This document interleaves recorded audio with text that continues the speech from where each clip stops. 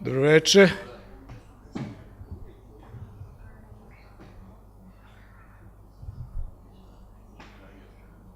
Ja mislim da sad negde je trenutak da počnem s nekom pričom, jeli? Što je meni uvijek teško kada završim film da bilo što pričam i sve što sam im hteo, rekao sam zapravo filmu. I pogotovo ovaj koncept koji je posle filma da imate neko predavanje je dosta opterećujući, bar za mene. Uvijek imate potrebu da objasnite neki, pogotovo kad je tema teologija filma i svetlopisanje, isceljenja, dakle filma isceljenja i sama religiozni film, odnosno pravoslavni film koji ste sad videli, ima mnogo toga što zahteva pojašnjavanja, ulaženje u terminologiju i tako dalje.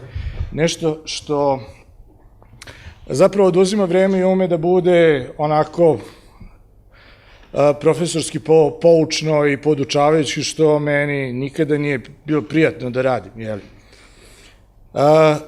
No, u svakom slučaju, morao sam da pronađem neki model kako da sada, posle filma, jeli, ispričam nešto što se tiče filma, religioznosti, teologije i, jeli, i onoga što smo napravili. I onda da u tom razmišljanju sam nekako se sveo tako da ovo što vidite dole ispod mojih nogu što je upravo stigo, to su knjige koje će dobiti svakako postavi pitanje, jeli? I time vas na neki način motivišem da počnemo da pričamo i time najlakše zapravo ćemo doći do nekih zaključaka koje do kojih nam je zajednički stalo. Dakle, ovdje imam nešto knjiga, zavisno od vaših pitanja, ja ću nekom pokloniti, nekom prodati, šalim se, poklonit ću svima.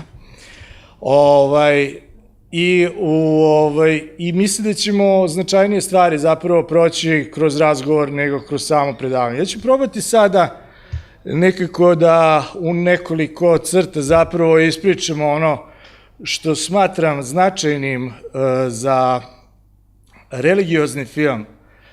Malo čas smo razgovarali da religiozni film i zapravo egzistencijalni film koji se bavi egzistencijalizmom zapravo nije isto, ne samo da nije isto, nego je bitno drugačije kao što je filozofija i religija bitno drugačija. I samim tim to treba postaviti na neke osnove, a opet izbići tu vrstu zamke da to ne bude žanr i da to ne bude nešto što je uvraženo, a što se recimo u ruskom filmu često pojavljuje, da ti poučni, veroučiteljski filmovi, jeli, budi dobar, da ne budeš loš, dobijaju više ne značenje vaskrsenja na kraju, već onaj hollywoodski happy end. Tako da, jedna od prvih zamki koje se događaju na polju ovoga religioznog filma i teologije filma jeste da film nema happy end, ali ima vaskrsenje. Tako da su to neke, i to je nešto što zapravo mene u osnovi određuje kad god radim, saopštavam neku ili želim da saopštim neku istinu vizualnim, odnosno filmskim putem, da zapravo je ona ima svoje vaskrsenje, samo je pitanje da je mi nađemo. Dakle, ne postoji, što kaže Serafim Sarovski, drži svoj um u adu i ne očajava. Dakle, naš um jeste u adu i ovo sve što vidimo oko nas, što je izgleda disharmonično i haotično, on jeste zaista tako, ali ono na što smo mi pozvani jeste zapravo vaskrsenje. Ja pred sobom imam neke papire koje sam pokušavao dok sam bio pri sebi, jeli, sasvim, da koncipiram ovo i jedna od prvih stvari koju želim da vam pročitam, ajte da vam pročitam pa da vam kažem. Ima li nade za čovekov opstanak, uprkos skučenosti sa jasnim znacima pretiće apokaliptične tišine? Možda će odgovor na to pitanje biti pronađeno u legendi o osušenom drvetu, lišeno vode za život, na koji sam zasnovao ovaj film, koji ima tako odsudno mesto u mojoj biografiji. Monah korak po korak i vedro po vedro nosi vodu na brdo kako bi zalio suvo drvo, podrazumevajući da je njegov čin neophodan i ni sekunde ne odstupajući od uverenja u čudotvornu snagu svoje vere u Boga. Na posledku, on doživljava viđenje čuda, jednog jutra, drvo je oživelo, njegove grane prekrilo mlado lišće, a ovo čudo nije ništa manje od istine. Možda bi bilo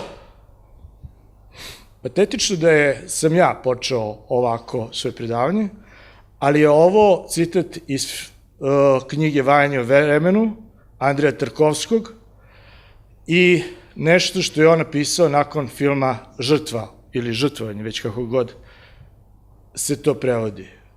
Film Žrtva Tarkovski je snimio zahvaljujući Bergmanu u Švedskoj i to je bio njegov omaž u trenutku kada je već bilo sasvim sigurno da su njegovi dani, to bili poslednji dani, u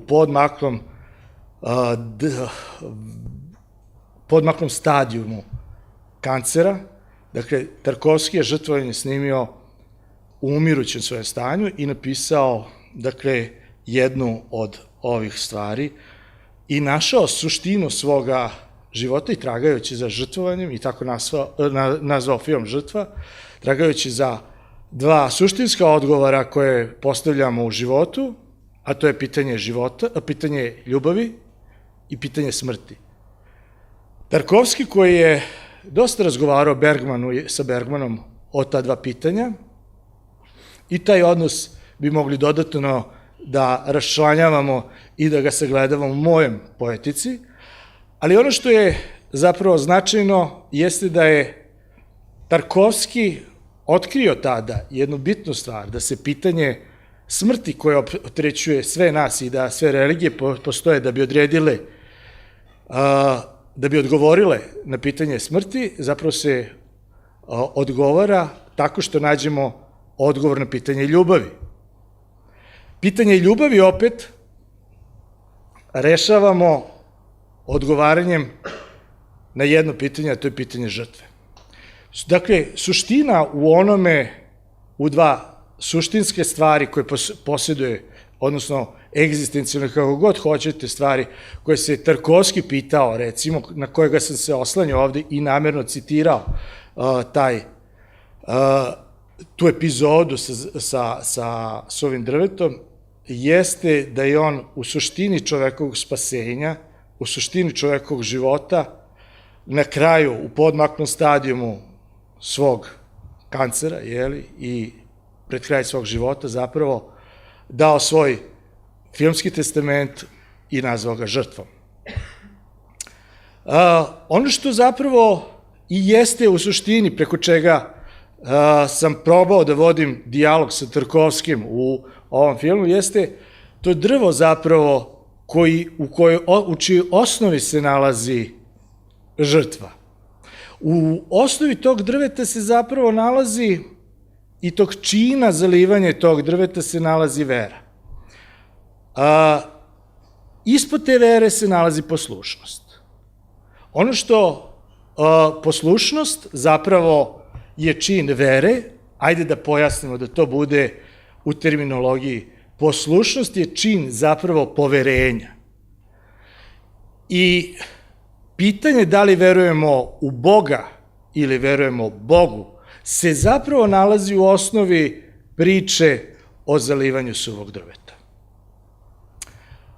Kada dolazimo do toga, kada odgonetamo to pitanje, i stavljamo sebe pred pitanje smrti, pred pitanje ljubavi, naravno, kada ostavljamo sebe na žrtvu, određenom poverenju, određenom veri u nešto.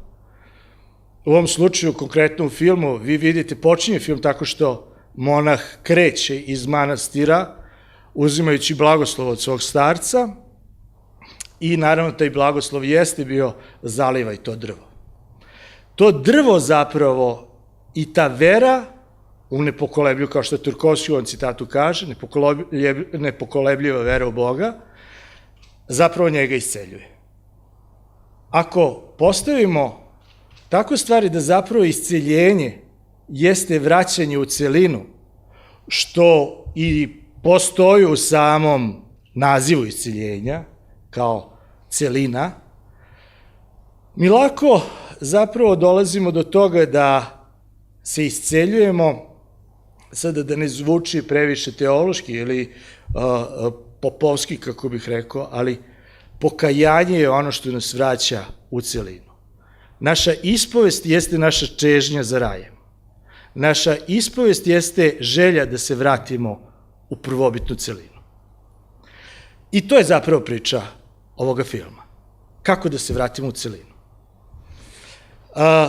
Pokajanje zapravo koje se događa u filmu ima dva dela.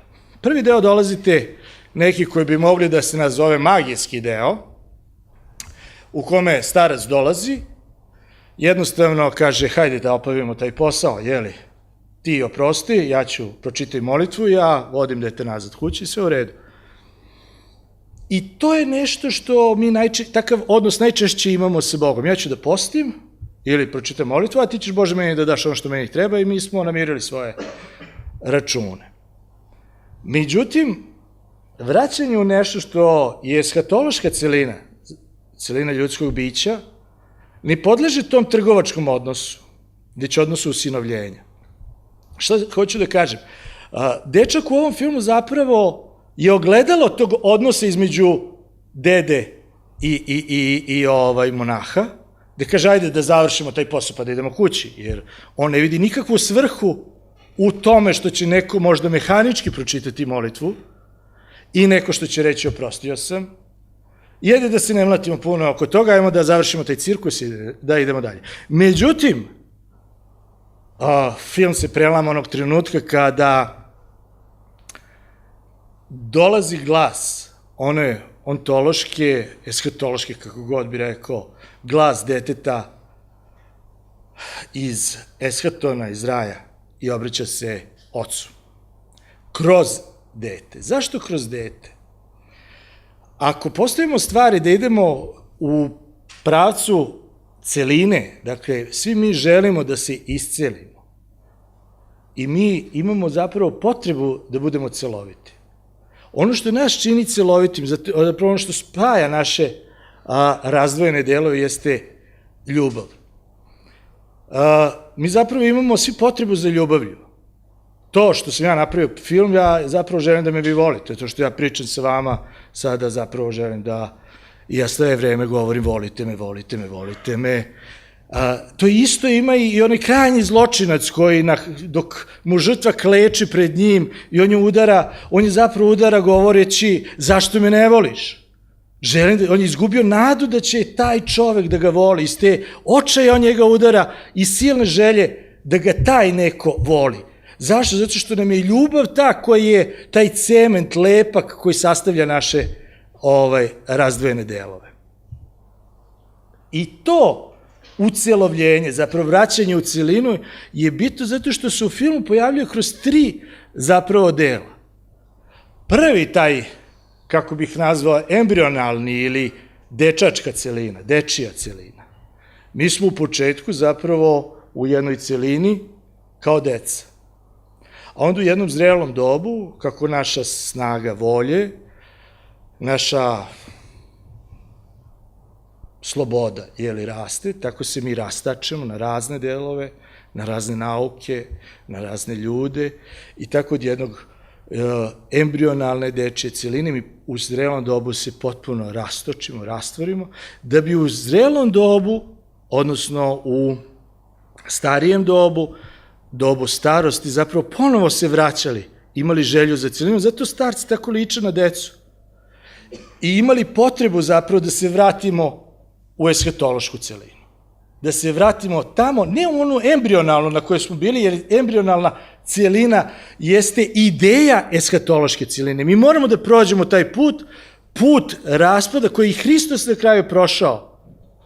Od Božića preko Velikog petka do Vaznesenja, on je zapravo prošao put ucelovljenja i ako uzmete da se prenese to na nešto što bi se zvala teologija filma, vi zapravo zaista imate scenariju koji je neki embrionalni početak filma, zatim ga snimate raslanjajući ga na kadrove, razne elemente, uglove i rakurse da bi na kraju se ponovo u montaži sastavio u jednu novu cijelinu, jednu zračeću cijelinu, jednu cijelinu koja zapravo donosi nešto što je umetnost i donosi vrednost više od one početne embrionalne cijeline. U filmu to dečak je neko ko označava tu početnu cijelinu, dečak je neko ko gleda i nosi tu cjelovitost početnog čoveka, starac, deda koji dolazi, koji se rastočio između želja, nade, volje, ljubavi i tako dalje, i monah koji je prizvan da uđe u eskatološku celinu. Dakle, to su tri dela koje zapravo funkcionišu u okviru filma i ono što u jednom trenutku počinje da se događa, na samom kraju drvo olistava. I u ovom zapravo priči o filmu postoje tri dela. Jedna je priča o isciljenju, druga je priča o svetlosti i treća priča je priča o pisanju, odnosno o ostavljanju traga. Tako da svetlopisanje i isceljenja zapravo na neki način mi se isceljujemo tako što ostavljamo svetlost i trag iza nas. Kada se pojavi, dakle, list na tom suvom drvetu, pojavi se mali sakupljač svetlosti. Pojavi se nešto što je vrlo značajno za trag života. Život, to je sakupljanje svetlosti. I tu dolazimo do tačke svetlosti u kojoj sve oko nas zapravo se događa u sferi svetlosti. Čovek prikuplja svetlost, biljka prikuplja svojim hlorofilom svetlost, obrađuje i šalje kao kiseonik, a film možda i značajan je kao umetnost i vrlo uticajan kao umetnost upravo zato što suština filma jeste sakupljanje svetlosti. Film zapravo sakuplja svetlost i sakuplja ga u jedan koncentrat svetlosti koji na kraju eksplodira u toj lampi videoprojektora koje ne možete da gledate, kao što ne možemo da gledamo u sunce.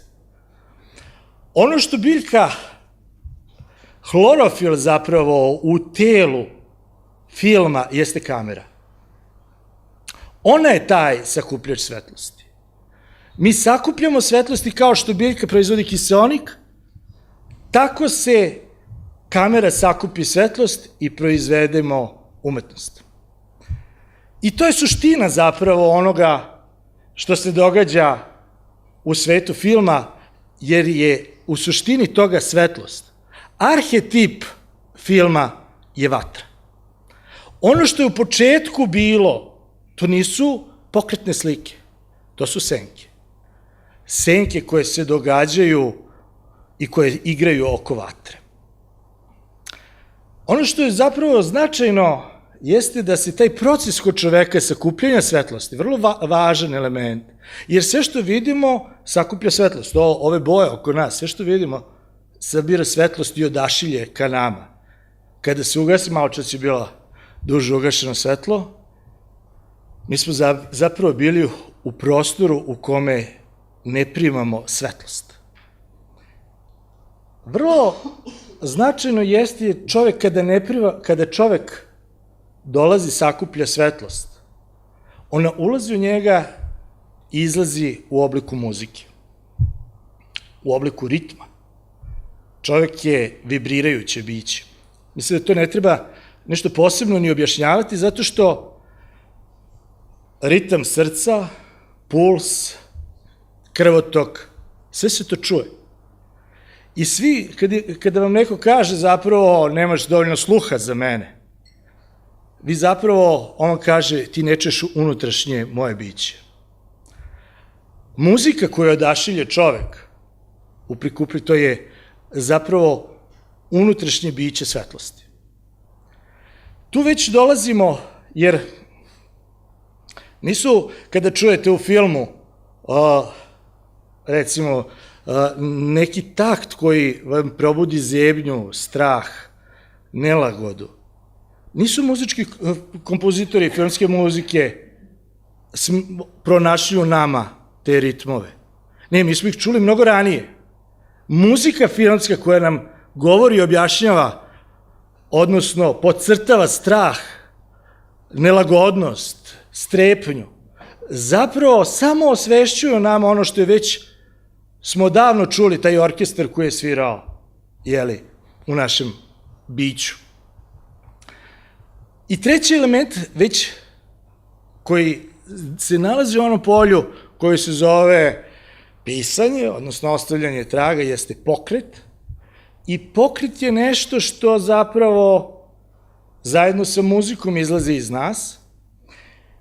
I svi pokreti zadovoljstva su harmonični, skladni, i svi pokreti bola su zapravo neharmonični, a ritmičnost srca, da ne navodim dalje, užas, munove slike, su zapravo jedna neharmoničnost pokreta.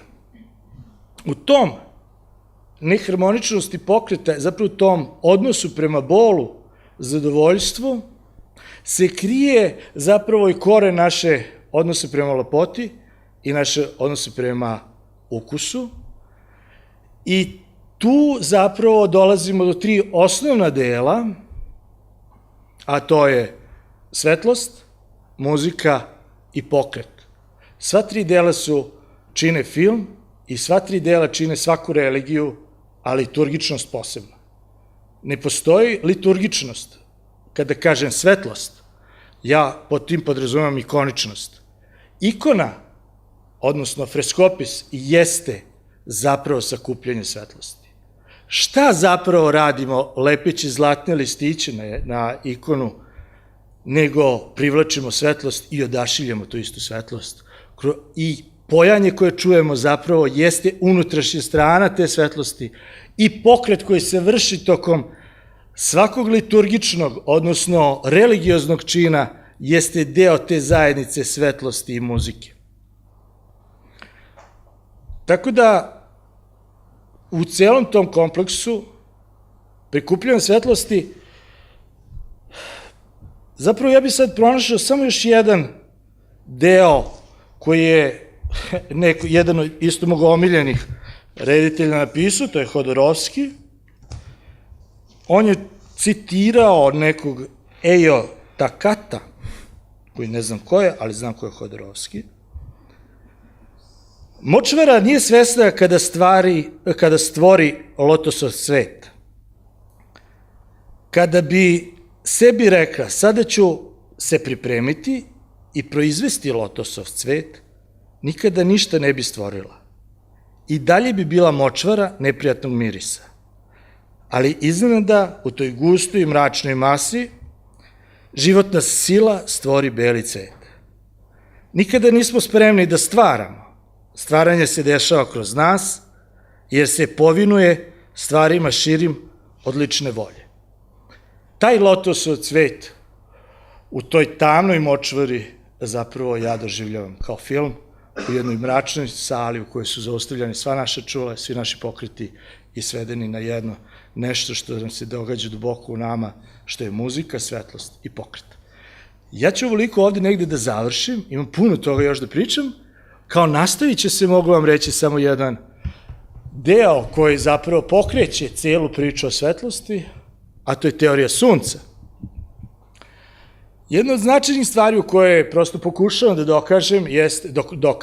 da uspostavim kao ideju, jeste da sunce jeste izvor svetlosti, ali da ona nije svetlost.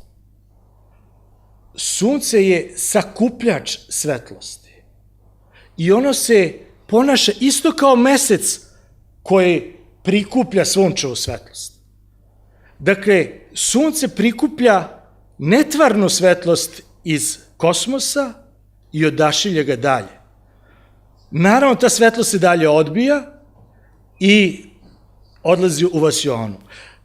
Kada nastaju problemi, kada postignemo efekat staklene bašte, kada više nema cirkulacije između svetla, između sunca, zemlje i vasione. To je efekat staklene bašte kada umesto da reflektujemo muziku harmoničnu, iz nas izlazi buka, tako da umesto da reflektujemo tu svetlost u ozon reflektujemo otrovne gasove i zatvaramo se u sebe i to zatvaranje u nas zapravo je nepristupačnost Bogu i tada počinje druga priča koju je Viktor Frankl objašnjavao kroz logoterapiju i koja otvara drugu temu, a ja bi sada sa ovom temom negde zaokružio i zatvorio, dajući vama priliku da dobijete knjigu Žitije sela. Izvolite. Вака, јас како библиофил се јавам пред се поради таа провокација да ја добијам книгава. Нема значи да коментирам многу околу естетиката на самиот филм. Имам конкретно еден коментар и прашање во врска со коментарот. Значи, мотивот на полевањето на дрвото очигледно е земен од хеѓографската литература, колку што ми е познато. Тоа е класичен познат пример во христијанството за послушник кој што по послушание од старецот добил задача да полева суво дрво, сув стап буквално бил, мислам така, дури не личило ниту на дрво и дрвото дало плод после по-долго време. Значи тука сметам дека освен послушанието, битен елемент кој што треба да се напомене и трпението. Значи, бидејќи во самиот филм беше кога раскажува момчето, значи го раскажува сонот, вели синот ваш порача да бидете трпеливи, да имате трпеливост. Мислам... Ja se izvinjam, možemo samo ovako malo da razgovaram. Ja sam zapravo trpeljivost podrazumevao pod žrtvom, tako da kada sam govorio... Да, ворете, да. Окей. Значи, ми се разумемо шта го. Ворете, да, тоа е. Значи, како форма на подвиг, на аскеза. Прашањето беше во врска со, бака да рачистиме една мала нејаснотија, значи, монахот добива благослов од старецот да излезе од манастир. И со некаква, да речеме, задеша послушанието во врска со полевањето на дрвото. Сега, зошто не би останал во самиот манастир и каков е понатаму неговиот статус? Дали значи станува отшелник?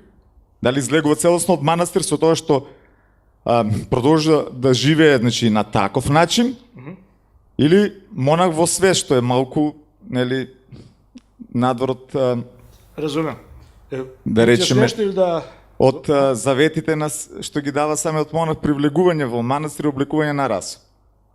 Тоа беше, значи, техничко прашање повеќе. Како е разрешено? Сега, мислам, нема конкретно... Vrlo je zanimljivo, to pitanje dobro je, to pitanje, prosto ovde jesu zapravo dosta stvari tehnički određuje estetiku. Ne možete da budete improvizatori. Ono što jeste određuje religiozni film, jeste što tu nema igre, nego to je svedočenje. Ovde mi nismo zapravo htjeli da, ni sa tim kada se stavlja rasa, kada i tako dalje, sve smo imali.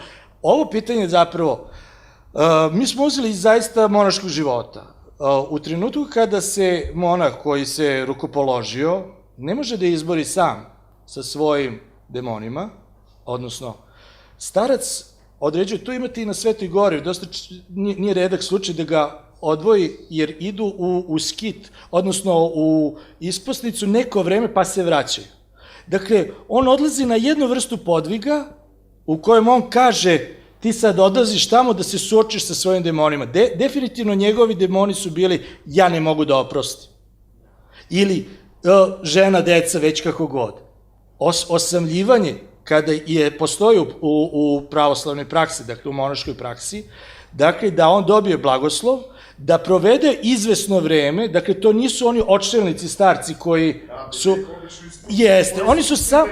Tako je, tako. Dakle, to nije ta vrsta monaškog poslušanja, to je odlazak, dakle, izdvajanje iz zajednice, jedno određeno vreme kako bi on proveo u tihovanju i sreo se sa samim sobom i prosto došao do jedne vrste samospoznaje. U žitima bi ovo dolazak dede značio dolazak demona, zapravo koji ga ne samog dede, nego zapravo dolazak tog duha koji ga iskušava. I kroz to iskušenje, zapravo žitijsko je priča, prosto uzeta. On odlazi sam da bi se sreo sa svojim grehom, ili sa nečim što ne može da pobedi, on se ispoveda, ali to nije dovoljno prosto, da bi sreo zaista dubinu svog bola.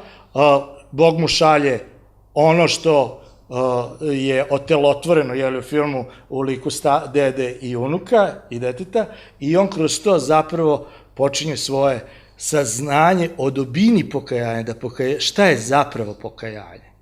I to je zapravo, dakle, tehnička stvar koju smo mi uzeli iz monaškog života. Nije starac očelnik, dakle, nije neko ko će ostatak života provesti tamo, to je zapravo jedan lek, duhovni lek koji se primenjuje i koji nije redak. Prosto na svim mestima gde je to moguće da se monah osami, odnosno pošalje u jedno vreme u neku od isposnica koje će probaviti u Kareji, recimo, na Svetoj Gori. Tako, jedna od monaških epizoda u uzrastanju monaškom. Tako, i u okviru toga oni dobiju razne poslušanja, on je dobio da zaliva to drvo. Prosto imate razne stvari. Ja sam čak bio u Kareji kada su dobili poslušanje za neku mačku, pa su čuvali i lečili i tako dalje. Tako da bi to bilo ono, ali sam iskoristio tu priliku prosto da napravim taj kontakt sa Tarkovskim, pa smo tako uradili. Eto te. Dobili ste knjigu, ako vam... Imam već, ja se pošekujem da sam se tako. Ovu knjigu imate? Da. Ne, bravo, pa to je sjajno. Kome je još stalo do ove knjige?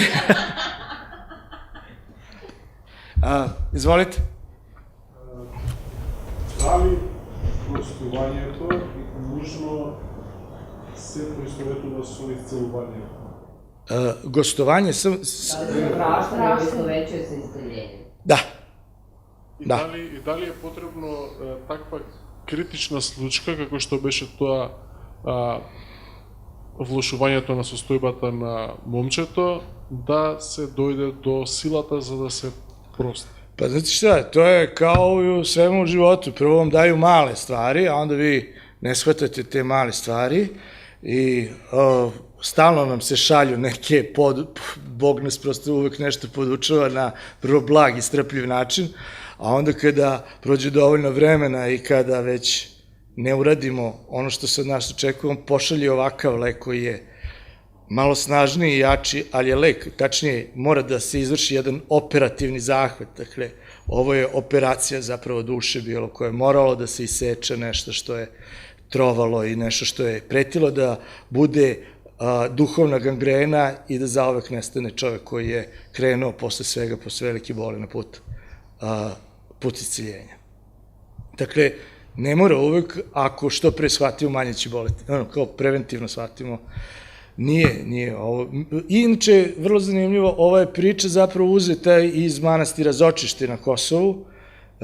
Ja sam dugo radio dole na Kosovu, psihosocijalnu podršku deci u enklavama i jedan broj Albanaca koji je srušio manastir Svetih Vračeva, Kozme i Damjana u Zočištu, je dovodio posle decu koje su masovno obolevala tu i stavljao ih na mošti Svetog Vračeva, Kozme i Damjana verujući da će se iscele. Dakle, a onda nam je sveštenik iz Hrvatske rekao da mu dolaze masovno hrvatski vojnici, koji su počinili zločine, verujući da samo, tačnije njihovi sveštenici su slali kod naših sveštenika da ako naš sveštenik da oprost, da je tek onda oprost potpuno i celovit i da tada može da nastavi se dalje. I najčešće se događalo onog trenutka kada deca počinju da nam budu bolesni. Ono kao, kaže se ljubi bližnjeg svoga kao samog sebe, ako bi preveli to ljubi bližnjeg svoga kao svoje dete, onda će zapravo cijela ova priča o isceljenju, ljubavi, stradanju, žrtvi je malo na biti možda jasnija. Kroz decu zapravo mi, jer i Hristos kaže budite kao deca pa ćete se spasti, u deci se zapravo nalazi to zrno naše celovitosti, koje smo mi vremenom umudrujući, izgubili, zaboravili i sada se uporno trudimo, kao i ja kroz ovaj film, da pronađem svoju celinu, da se vratim u neku celinu. Hvala. Dobro, dobio si knjigu. Šta ja mislim?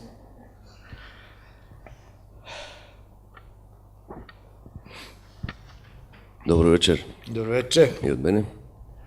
Значи, јас исто би се надоврзал на согледувањето на господинот во однос на референцата за дрвото што се залева. Кај Тарковски, значи, се работи за монахот Јоан Колов од Египет, од египетската пустина, и Тарковски го наведува неговото име во жртва. Значи, Тако е, тако, не, да. разбирате, разуме? Molim vas, samo malo spustite dole da vam vidi usne, nekako mi... Izvinite, hvala. Да, покрај тоа сакав да разговараме за еден од ликовите кои ги спомнавте, во однос на ликот на дедото. Да. Вие на некој начин го, да речам, го потценивте значењето на неговиот карактер во вашиот филм. Јас не би се согласил со вас, без разлика што сте ви автор на филмот. Мислам дека ликот на дедото покажа многу верба, значи многу вера во... Tako je, da. Нели, во Богот на христијанинот, да речем. Da. И дека... Možemo ovako, da se ja malo prekinem pa zajedno onako da probamo. Možda u samom ovoj priči koju sam rekao, možda to nije bilo dovoljno precizno, ali zaista je to ideja bilo i čak možda vera dedina koja ga povukla tamo i ljubav dedina pre svega i želja da se prebrodi ta raspolućenost u sebi je bila i ta snaga da se dođe da kaže molim te. I on sve vreme govori, molim te. Za to ipak je potrebna snaga. On traži oproštaj. I traži od nekog ko je prosto ima duboki problem sa njim. Tako da, ni izbliza nismo, kako bih rekao, nisam shvatio lik dede kao, pazite, ima ih malo, njih trojica su samo. I mislim da on nosi veliku snagu, da je deda zapravo pokretač i njegova ljubav prema svom detetu i njegova želja da se vratimo u celinu, dedina želja, zapravo inicirala monaško pokajanje. Da nije bilo dedinog, molim te, ne bi bilo. I da nije bilo tog raspolućivanja koje postoji, prosto ja sam više slikovito postavio, malo školski, to celine, jeli, ali on nosi i tekako značajnu ulogu prosto u procesu isceljenja. Naš neprijatelj je zapravo neko ko nas isceljuje. Na jedan čudesan i paradoksalan način, ali naš neprijatelj je naš prijatelj. Tako da s te strane deda, zapravo ste jako dobro i primetili, to ste se potpuno i to je zapravo bila ideja, da spoznamo tu tajnu ljubavi u onom koga vidimo kao neprijatelja. Jer to jeste bio, on jeste nosilac te snage, na kraju se vidi kroz taj bol koji on nosi kada on misli da mu ide unuk umro i tako dalje, i tako dalje. Така, и уште би сакал да се задржиме на ова што го протлокувавте преска за 3 фази на филмот, за ембрионалната фаза. Видовме дека вашата сопруга е автор на сценариото. Jeste, evo da, neće se popnem Беше најавена на pa сцена, jeste, не може ali да neće, видим. nešto kao stidi se, ono kao... Би сакал исто да ја прашам, значи вие сте потпишани како режисер, каква беше соработката, значи околу некои практични... Kako radim sa ženom kao scenarijski, to ste mi pitali. Практични аспекти околу вашата соработка. Ne znam, ima puno ljudi ovde sad, malo mi neprijatno. Ajde, molim da ja ne drdam, bilo bi lepo da ti se obratiš, stvarno ste najavili ljudi, mislim sad tu, kao da smo na školskoj priredbi. Mislim, meni lično to dosta znači, kad imam nekog ko je u poslušanju meni. I s kojim mogu da, rihtam šta ne valja, šta valja, i to dosta znači kada je ta spona reditelj, scenarista, muž i žena. Šta da li? Pa dobro, mislim, u svakom slučaju praktičnije, lakše, mislim da bi on mnogo teže sa nekim drugim scenaristom sa kojim baš ne živi, mogao da tako dinamično, mislim, menja scenariju, mislim, mislim, faktički mi čovek poručuje šta da radim. Kao ilustraciju toga mi sada radimo novi projekat i on mi je pre nego što je prihvatio scenariju, 4 scenarija vratio. Ja sam inače tako. Znači, tako da na kraju sam kao 4. napisala i bilo kao okej, kao, dobre. Nemoj sad pred ljudima bračne krize. A onda je kao bilo kao još primetbe, kao ovo bi još moglo se promeni, ja ne znam koji bi scenarista to trpeo da mu nije ujedno i žena, mislim, tako da... Tako da smo sad u braču savjetovali, što? Šalim se, ne, jako je dobro zapravo, jer ja njoj kažem šta mogu, šta ne mogu da uradim. Vi imate jako mnogo scenarista koji napišu blockbustere, jeli? I koji to jako lepo izgleda na papiru i onako, ali kad krenete da radite, vi shvatite da to nećete ni finansijski, ni produkcijski, ni glumački moći da izvučete i onda morate negde da kažete, pa, znaš, ovo je lepo, ali nije možda za mene. Zna čovek svoje ograničenje. Onda moja žena kaže, kako nije, pa ti si glavni, pa ti si možeš, ti sve. Ti sve to možeš. Tako dalje. I onda dok ja nju ubetim da se nije baš udala za Supermana, nego na tako, vrlo skromno.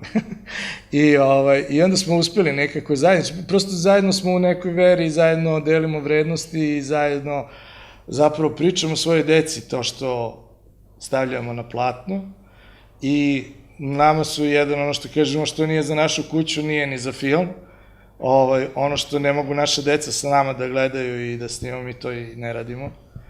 I zapravo mi smo imali najveću motivaciju, zapravo to je kako da u svemu ovom obilju čuda, jeli, što se događa na televiziji, kako da komuniciramo sa svojom decom, jeli. I tako smo napravili film Zaveštanje, koji mislim da ćete imati prilike da vidite ovde, dokumentarni film. A u pola filma, snimanje filma Zaveštanje, napravili smo film Iseljenje, sa namerom zapravo da ispričamo našu unutrašnju priču o veri.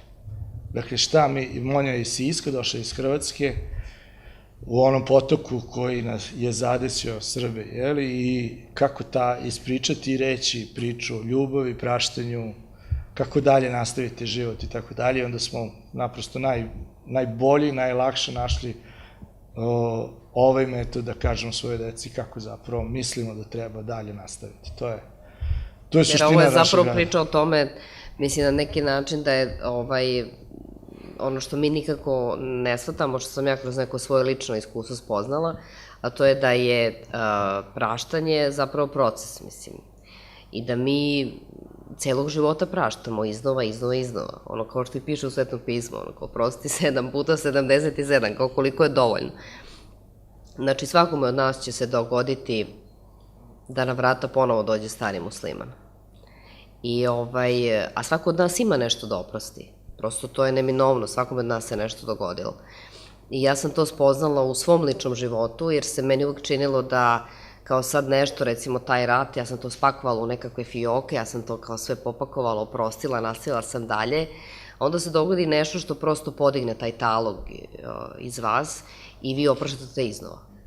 I mnogo je važno da čovjek to shvati, mislim da se pre svega toga ne uplaši i da shvati da rad na sebi traje zapravo do sudnjega dana, mislim, traje dok ne umremo. Tako da svaki dan je duhovna borba i na neki način ovo je film koji jeste priča o duhovnoj borbi. Znači ovo što ovaj monah sada radi, on se zapravo bori sa demonom u sebi, jer kao što stoji u Svetom pismu, mi se ne borimo protiv ljudi od krvi i mesa, nego protiv vlasti, poglavarstava tame, protiv duhova zlobe u podnebesju. Mi vodimo, kako bih rekla, jednu mislenu borbu. I ja čak mislim da je možda ovo jedan od prvih filmova koji zapravo slika na tako jedan dramatičan način tu mislenu borbu, da se on bori sa sobom da oprosti. Dakle, to nije ono, eto tako kao, znači to je prosto pitanje odluke, a onda iza te odluke sledi borba. Nije samo odlučio sam, oprostio sam i gotovo, mislim. Nego ovo nešto što uvek iznova može da se dogodi, svima nama. Ajmo još neko pitanje? Dobro, dobili ste knjigu, mislim, to je okej. Da li ki smeta da prašam уште нешто? Ali nema dve knjige za jednog Само filma, nema, просто tako su. Да се оддалечиме од духовните теми, чисто практична реализација на филмот. Беше фасцинантно местото каде што снимавте, локацијата, значи како успеавте да ја најдете таа кукичка, тој бунар и тоа сите тие гранки околу бунарот. Nakon dugog traganja. Сандаци за пчели и така натаму.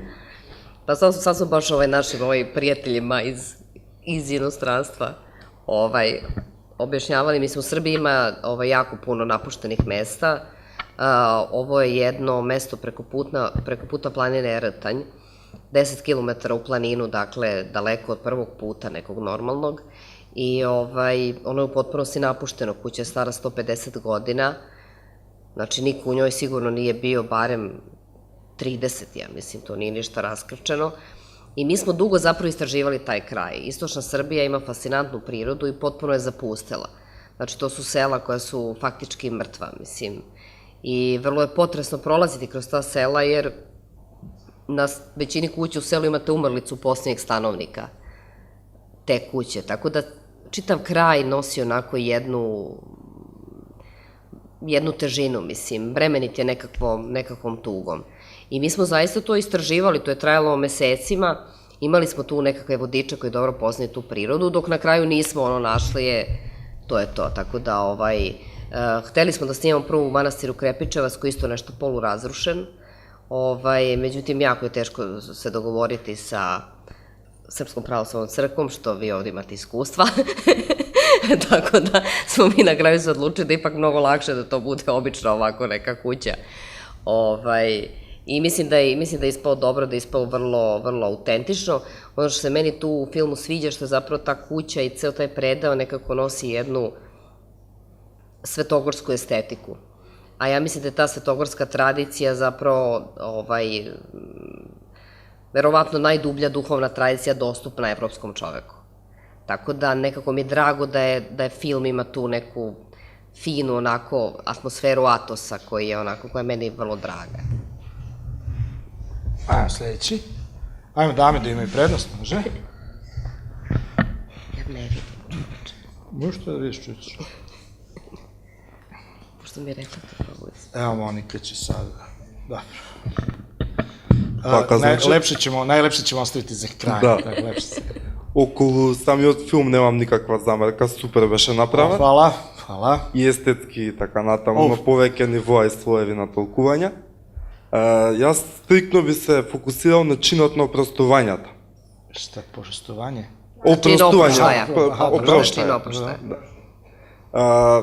На крајот од денот, опростувањето не е од алтруистички причини, туку од себични. Го правиме тоа за да се сеќаме подобра врска со болката која имаме за некој некако како што ни наштета. Сега прашањето е следно. Што значи некој да му опрости на некој друг нешто?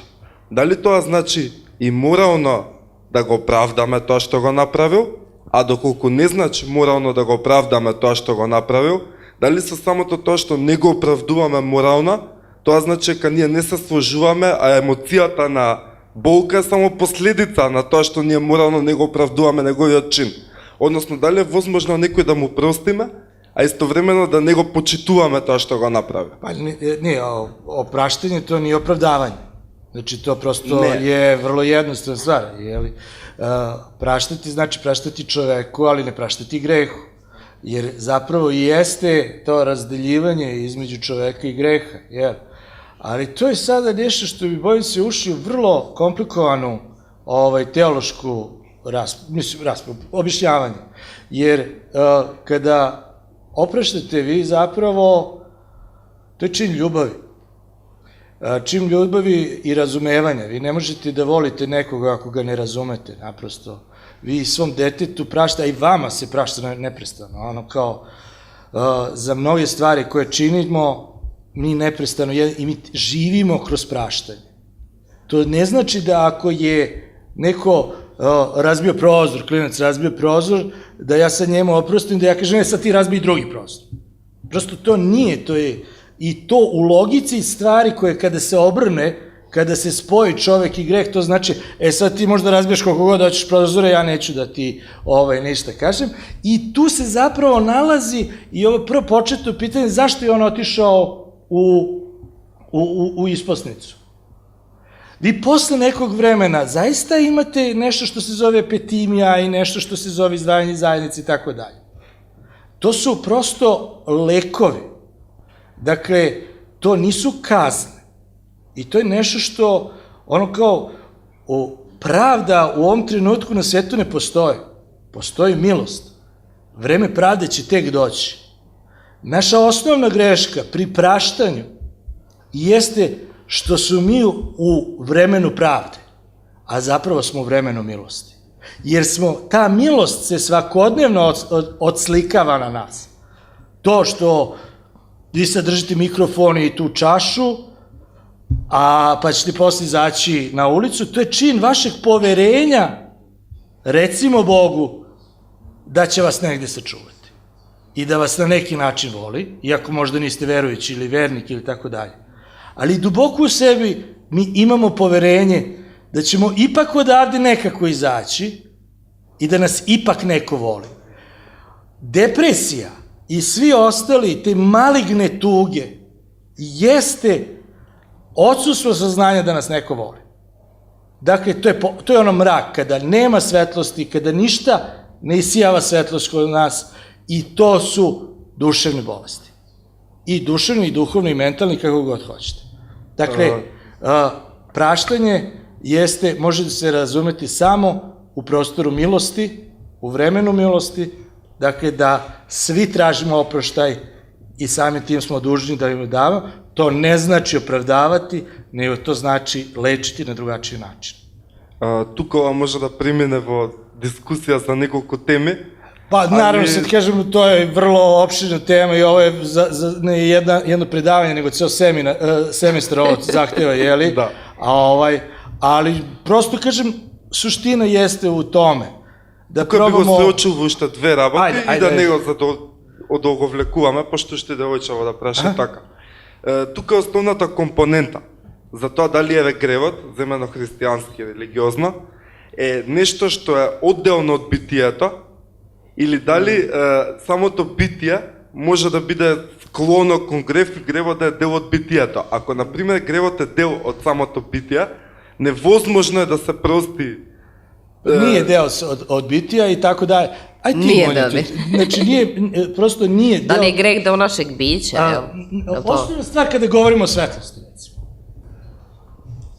Smo se smorili mi, ajte da prosto mi ovako možete teramo... Можеме надвор да го продолжиме муабето, да не... Stvar jeste da je duša nešto što pušta samo svetlost u sebi.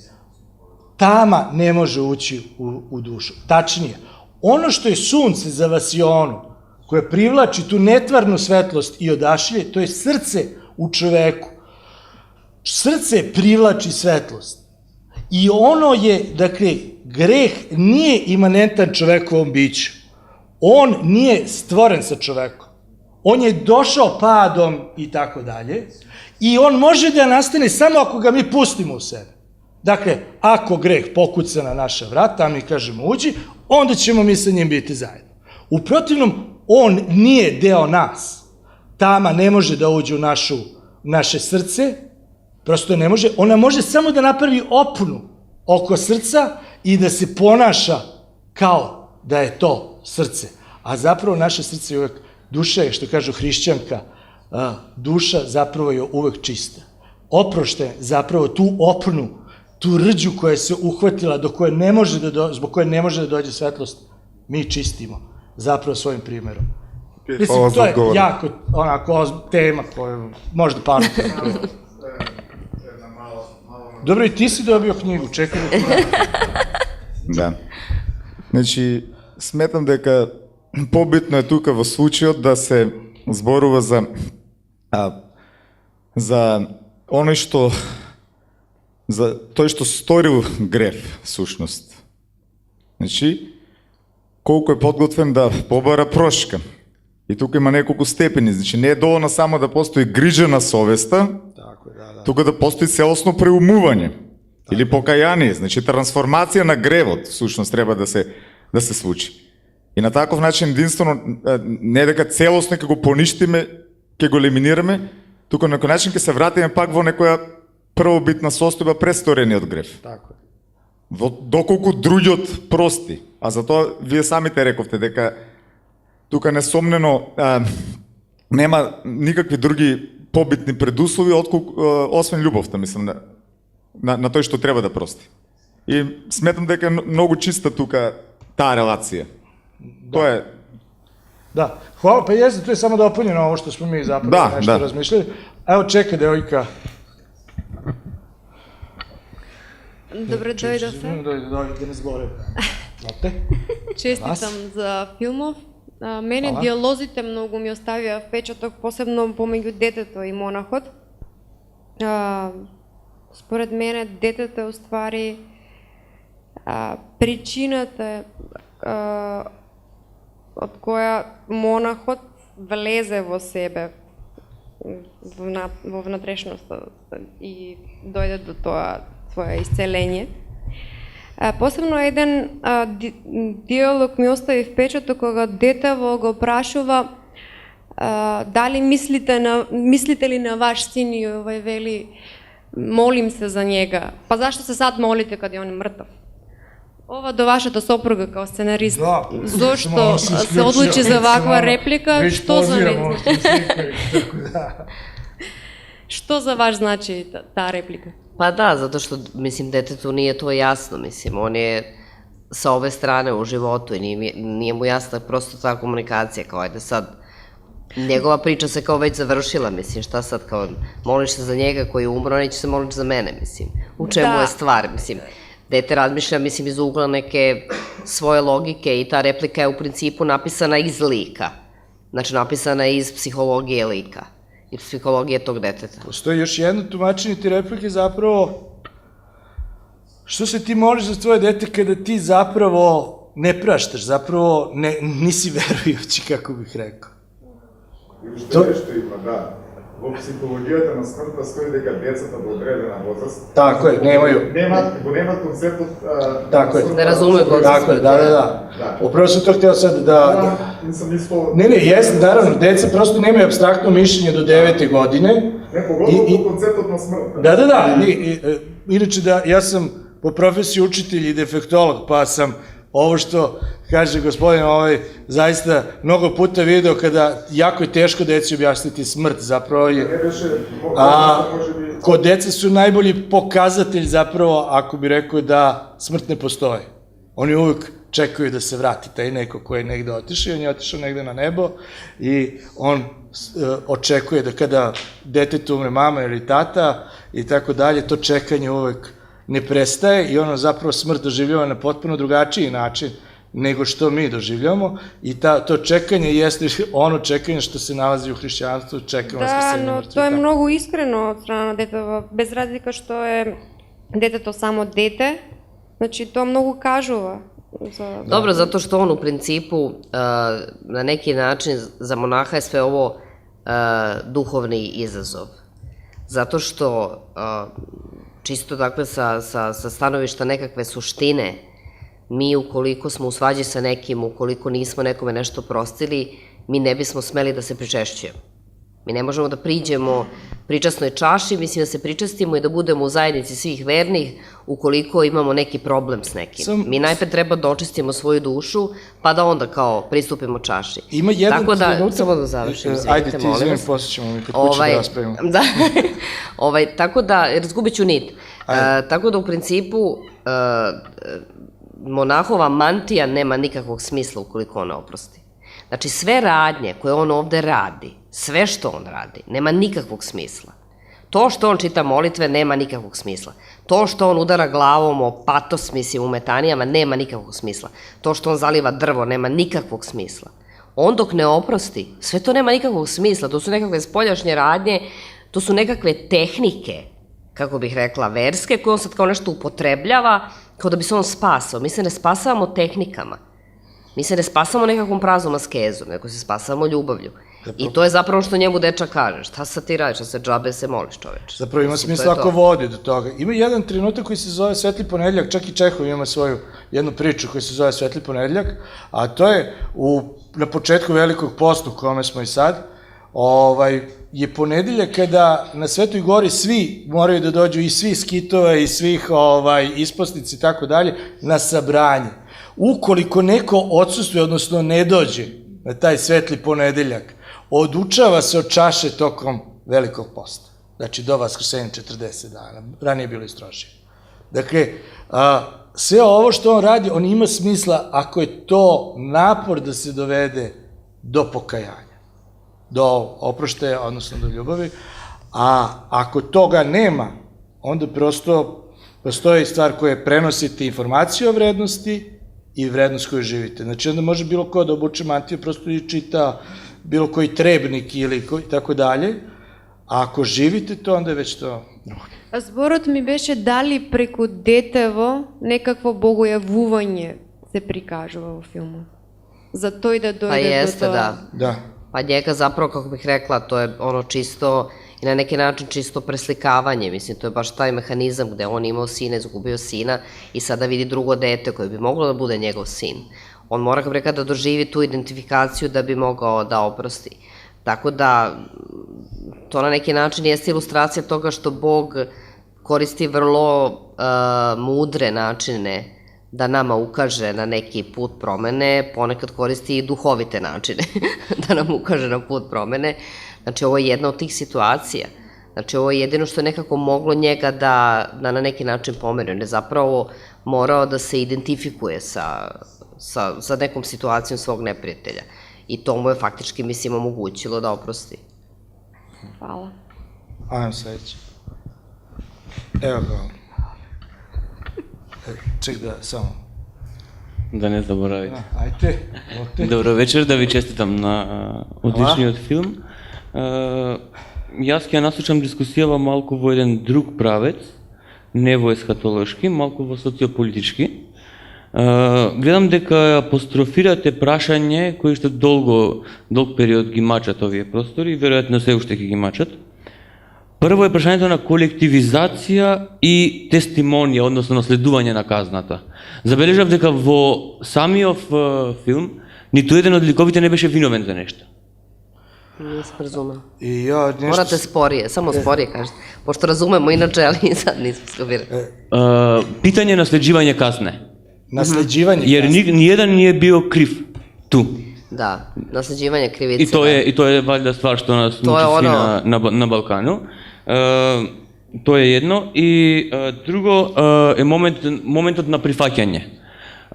Доколку детето се одлучи за моментот на прифаќање, во оној миг кога реши да побара прошка, што мислите, кој е вашиот став? Кога го прифати, бидејќи за простиме прво треба да прифатиме нешто?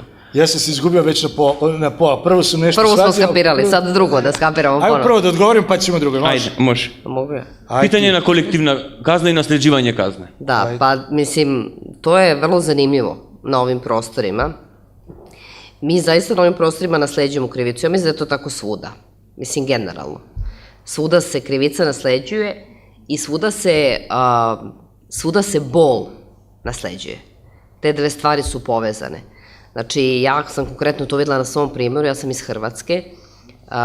Moja porodica je prilično stradala u genocidu nad Srbima u Hrvatskoj u Drugom svetskom ratu i to se kod nas, kako bih rekla, prenosilo kao neka vrlo snažna trauma porodična. A onda nam se dogodio kao sledeći rat, kad smo morali da napustimo Hrvatsku 1991. godine. I mnogo sam se bavila time. Znači, tu su najzanimljiviji Jevreji i problem holokausta, jer su se oni najdublje bavili time. To je vrlo važna pouka, mislim, za naše prostore. Oni kažu holokaust se prenosi kao transgeneracijski model. Dakle, jer jedna generacija ne može da preradi toliku traumu. Na kraju krajeva i Makedonci su prošli kroz nekakvu traumu u Egejskoj Makedoniji i tako dalje, mislim. Znači, ono što je tu posebno zanimljivo meni, što je mene zapravo frapiralo pre nekog vremena, što sam čitala o istraživanjima DNK koje su Izraelci radili. Istraživali su DNK ljudi koji su preživeli, koji su potomci ljudi koji su preživeli holokaust. I pronašli su promene na njihovim DNK. Dakle, postoje promene na određenim genima koji kod ljudi koji su potomci preživeli uslovljavaju smanjeno lučenje hormona kortizola, što opet utiče na to da ti ljudi postaju podložni tome da pate od depresije, od anksioznosti i tako dalje. Dakle, velike kolektivne traume i lične traume i tako dalje se na neki način upisuju i u naše genetsko nasleđe po svojoj prilici. Da ne pričam, dakle, to je nešto što već prevazilazi čak i neki socijalni kontekst. I sad, u tako komplikovanom okruženju kako je ovo balkansko, mislim, mi smo svi na neki način zapravo oštećeni. I mi zaista moramo da napravimo i individualni i kolektivni, kako bih rekla, napor praštanja. To ne znači da mi sad to treba da zaboravimo, nijedan od tih zločina ne treba bude zaboravljen, nijedna žrtva ne treba bude zaboravljena. Ali da bismo mogli, pre svega, mislim da bi žrtve mogle da žive sa sobom, one moraju da oproste.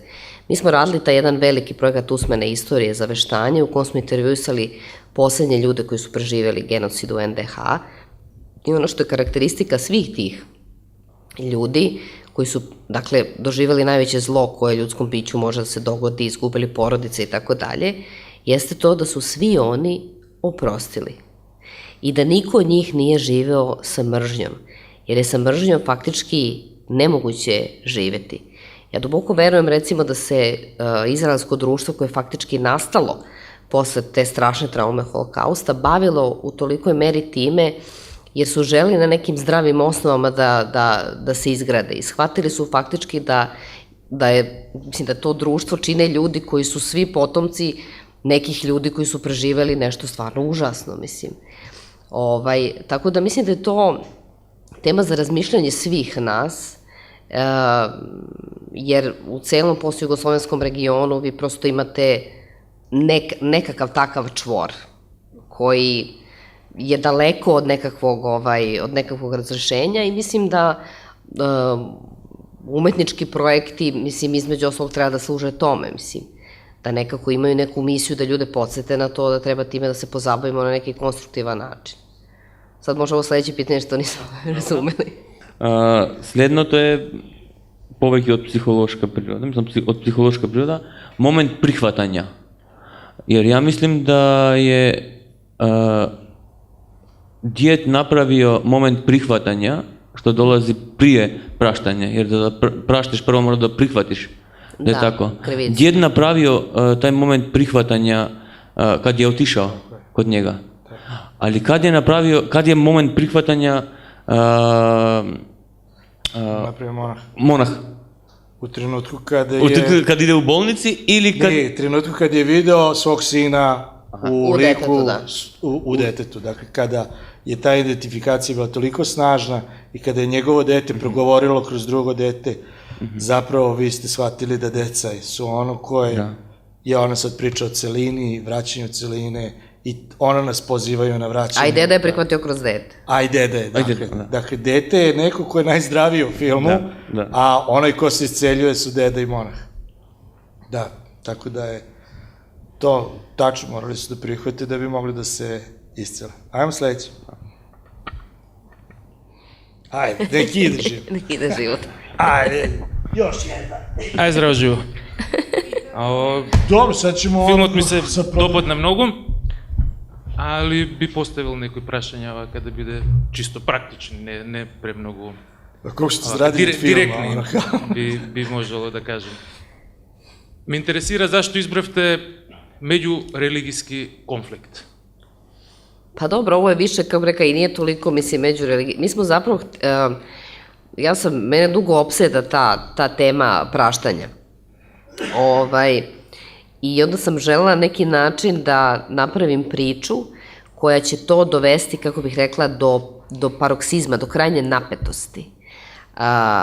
I onda sam razmišljala kako da se to dovede do krajnje napetosti i shvatila sam da to mora da bude baš to. Osoba koja je monah i koja nema pravo da nosi tu mantiju i da bude to što jeste, da uopšte ima taj identitet monaha ukoliko ne oprosti.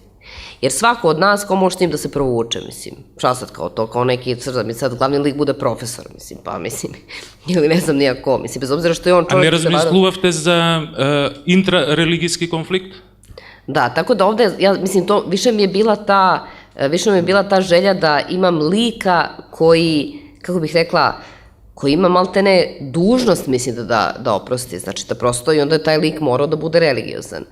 E sad ovde koliko su to kod nas međureligijski konflikti, ovo što se dogodilo u Bosni, pošto su ovo likovi iz Bosne, a koliko međunacionalni, to isto, mislim, sve je užasno pomešano, mislim. I vi kad odete na taj prostor, vi zapravo shvatite da su to slojevi i slojevi nasilja. Znači, to je jednostavno ovo sad od pre 20 godina, pa onda od pre, nema pojma, 70 godina, pa nešto između, pa to prosto...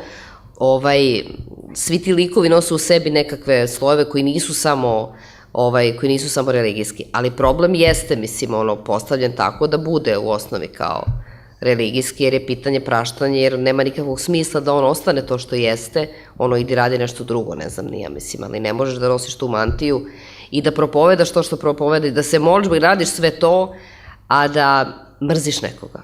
Jer kada se pojavi taj starac, taj deda sa tim detetom na njegovim vratima, on njih mrzi, on njih ne podnosi. To nije samo ja neću da oprostim, kao ja sam kao fin, kao ali to ne mogu da oprostim. Ne, ja tebe čoveče ne podnosim. To je paroksizam, da.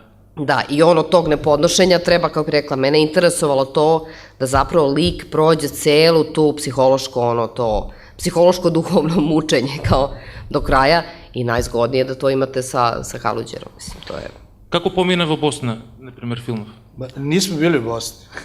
Niste bili pozvani ili Nismo niste bili pozvani? Da, bili smo samo u mestu, dakle, ovaj dečak, pošto smo kast morali da radimo za dete u Bosni, jer glumci su mogli prosto da igraju. Ovaj glumac koji igra monaha, on je iz Hrvatske, mislim, tako da on mogu da igra i Jekavicu i nije bio problem, ali dete smo našli iz Bosne i to je jedno mesto gde smo zapravo mi u Bosni pustili film. Dobro, to se ne računa, to zvonak više bila familija, deteta nego ono kao što bi moglo da, niti smo otvarali, niti se otvarala ta tema prosto tamo.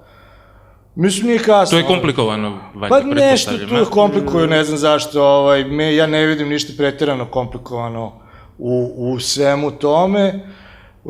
Prosto smo, kada smo došli do tih razgovora da idemo na Sarajevski festival, onda su nas savjetovali da ne idemo, i onda kao, ajde. Ne, ovo je zapravo, mislim, ovo je u principu sada trenutno, znači, kad pogledamo realno, ovo je univerzalni konflikt. Znači, u Evropi se događa veliki kulturni sudar između, kako bih rekla, između islamskog sveta i nekog sveta koji je nekad bio hrišćanski, pa sad se nešto misli oko toga, ali u principu, dakle, to je nešto što se događa pred našim očima, znači, to su neke dve životne paradigme koje teško nalaze zajednički jezik, mislim, a pritom živimo zajedno jako dugo, znači, islam je prisutan u Evropi jako dugo, mislim, uvek smo imali nekakav kontakt sa islamom, a evo, znači, prošlo je, znači, koliko vekova mi još uvek nismo naučili da međusobno komuniciramo. I u principu, vi u koji god evropski grad da odete, vi osetite tu napetost u vazduhu. I taj kulturni sudar, mislim da će biti sve dublji i dublji zapravo. Tako da, i u tom smislu nekom univerzalnog toga, da kažemo, kulturnog sudara, možemo da posmatramo i ovu priču. Mislim, jer ovu priču su, recimo, razumeli u Turskoj, mislim, bez problema. Bili smo na Turskom filmskom festivalu. Tako da... Čak su Albanci ih razumeli, oni su... Da, Albanci su odlično razumeli ovu priču. Vrlo onako lepo prihvatili film, tako da je to. Ajmo još neko pitanje, da sad mi ne tupimo ponovno. Ima, nema, prvi put, drugi put. Ti baš knjiga? Nema više knjiga, nema. To vas ne spreča. Ja bih još samo jedne moje citacije za islam. Recite mi, to ste namjerno stavili, vaš Bog nije oprostio, da se potencira da se jednim sa drugima ne spoznajemo? Pa jeste, zato što to jeste jedna vrsta, kako bih rekla, to jeste jedna vrsta malo trgovine sa Bogom. I tu trgovinu s Bogom rade i naše ljudi kad odu kod hodže po zapis. Mislim, i to se realno događa, mislim, odu ljudi, mislim, pa... Obostrano, i mi idemo kod njih i oni dođu kod nas kada zagošćamo. Tako da, jer mi imamo taj neki kao odnos, to, držimo se onako, mislim, imamo tu tome zapravo dosta onako nečeg prilično magijskog, da, primarnog, folklornog, mislim, jer realno, mislim, na ovim prostorima mi jesmo dosta u odnosu na veru magijski orijentisani. Mislim, nismo mi nešto sad baš Bog zna kako teološki izgrađeni i tako dalje. Mislim, mi, na kraju krajeva, vi kad pogledate mi sa ovih prostora, mislim tu i na Srbe, mislim, mi nemamo neke velike teologe, mislim, nismo mi nešto tu, Bog zna kako, mi smo tu u veru živeli, nešto i tako dalje, ali nismo mi to nešto promišljali preterano. Samo činjenica da je ovo prvi religiozni film, mislim, sa religiozom, da ne kažem pravoslavni, ali religiozni sigurno, govori činjenica, a nije u Srbiji, nego na ex-jugoslovenskim prostorima. Ali nešto mi je zanimljivo sad, pa pre nego što završimo, recimo sad smo mi uvek dotakli, i to nam se uvek događa u tim razgovorima, da krenemo u tom pravcu, recimo, muslimani, hrišćani i tako dalje. To jeste interesantno, prvi put nas niko nije pitao za muziku, ništa, Da, A obično ja sam pitaju za nekako muziku. jedan deo bazirao na tome da iz nas izlazi muzika, da uzimamo svetlost i da smo jako puno se trudili da u filmu dekonstruišemo to vremensko-prostorno hodanje, kako bih rekao, i da muzika zapravo, teriram taj koji je zapravo napev u kojem Bogorodica uspavljuje Hrista i da je ovde četvrti lik, zapravo ženski lik Bogorodice, koji se aktivno pojavljuje u svakom trenutku kada teši. Ono što mi uzimamo svetlost, i rekao sam iz nas izlazi muzika, to smo mi veoma dugo radili, jeli, na tom montažnim sekvencama, da dok on kosi zaista uđe u objektiv svetlo sunca, da on izađe iz te svetlosti i da se tada čuje, jeli. To je drugi naziv za maltretirali smo glumca koji je siroma kosio 3 sata. I još jedna stvar... Na 40 stepeni. Još jedna stvar koja je značajna, recimo mi smo tražili Ison da pokrijemo neke delove filma, pogotovo onaj poslednji, kada on ulazi i uzima dete. I pošto nismo našli adekvatan, prosto i nismo uspeli da nađemo nekog ko bi nam otpeo, mi smo otišli na sajt NASA, ukucali šta je trebao da se ukuca i direktno iz vasiona, iz kosmosa skinuli zvuk koji je... I to je taj bruj koji se čuo u filmu. I taj bruj koji čujete u toku sna i tako dalje. To je kosmički bruj. Čak u jednom trenutku ima nešto što se čuje, to je prošla kometa. I mi smo naravno ostavili to sve u filmu i dakle, ta muzika koju smo mi komponovali time što prođe kroz vodu, pa kada se kamen čuje, kada mu se nogao, to je zapravo sve komponovano. To je zapravo, svaki šum je zapravo rađen kao muzička kompozicija da bi se ušlo u taj prostor muzike, odnosno harmonije u prostor pojanja. Ali kažem, događa se da o muzici najmanje pričamo u filmu, a muzika zapravo jeste bila nešto što... A inače ova žena koja ovo peva, Nektarija Karanci, je imala divan koncert u Skoplju baš. Ja ne znam da li je neko imao prilike da sluša, ona izvodi to vizantijsko pojanje i grčko narodno pojanje i stvarno izuzetan umetnik, mislim, i mi smo ovo ranije, mislim, čuli.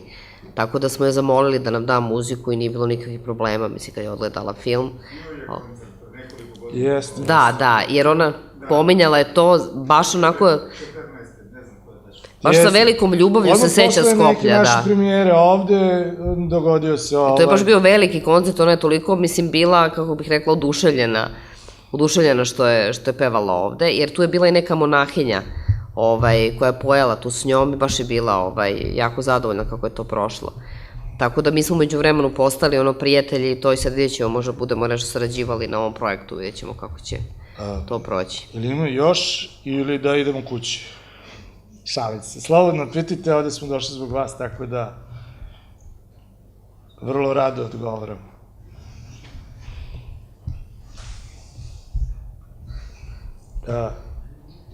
Evo, čovjek je pokazao na sebe, jeste vi rekli ja? Ne, pa dobro.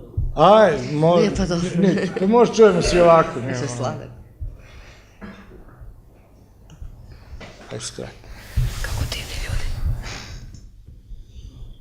Nema knjige. Dobro, ima ovaj čovjek. Vi imate knjigu što uzeli, pa ću vašu da dam. Gospodin, može. Ne čitajte knjige. Nešlo, dobre knjige, mogu si... Јас не сум по професија филозоф. Се занимавам со уметност, поготово со театар и филм.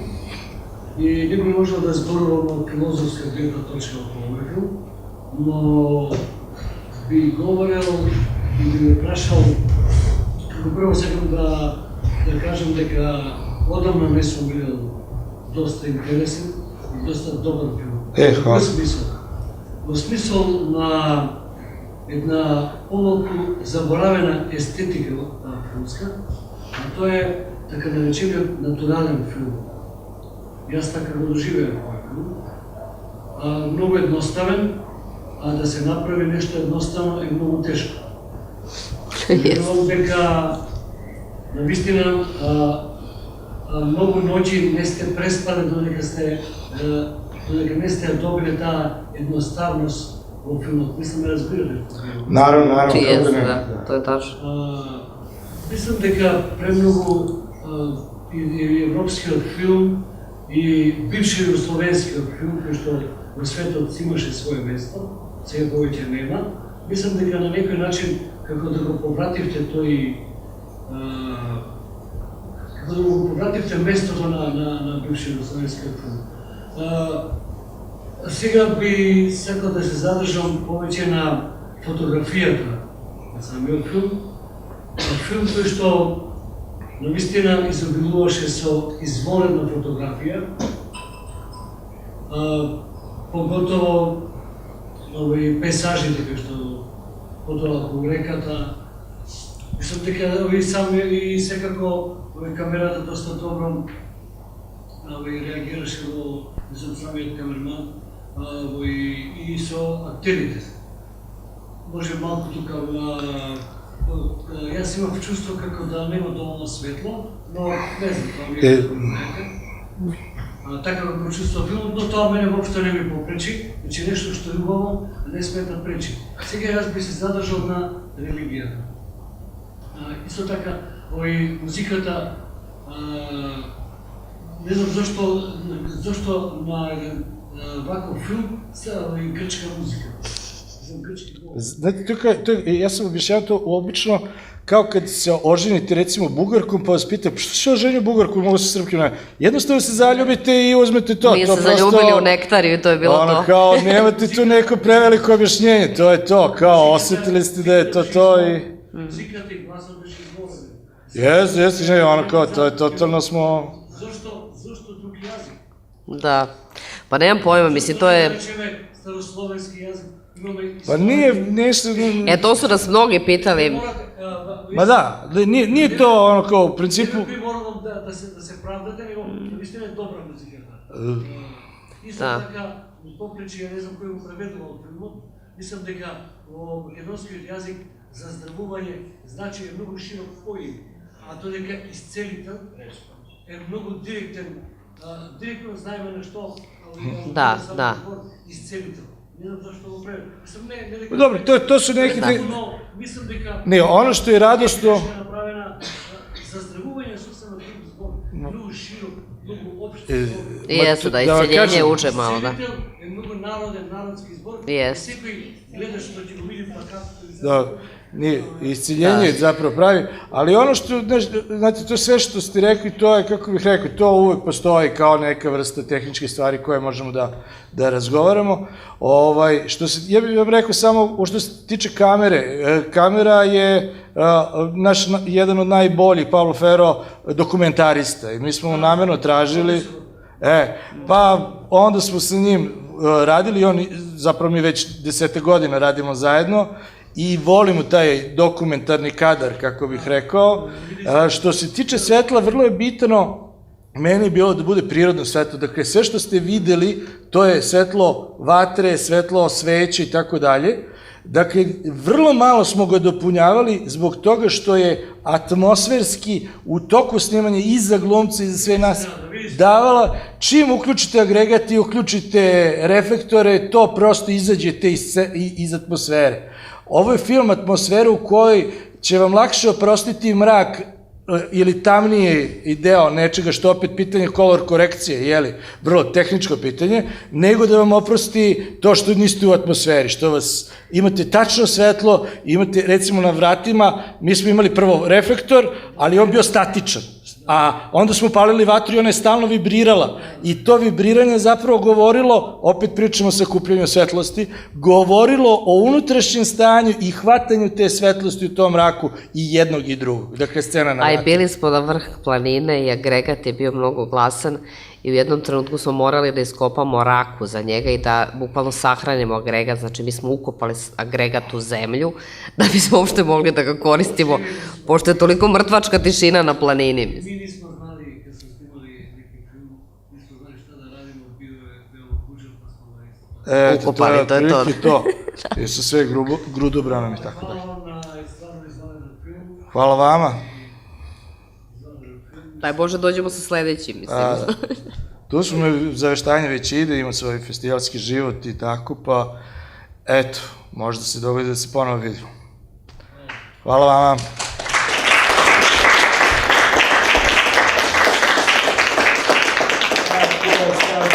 Dobio knjigu, možete da dođete, Dragi Vodić, dragi.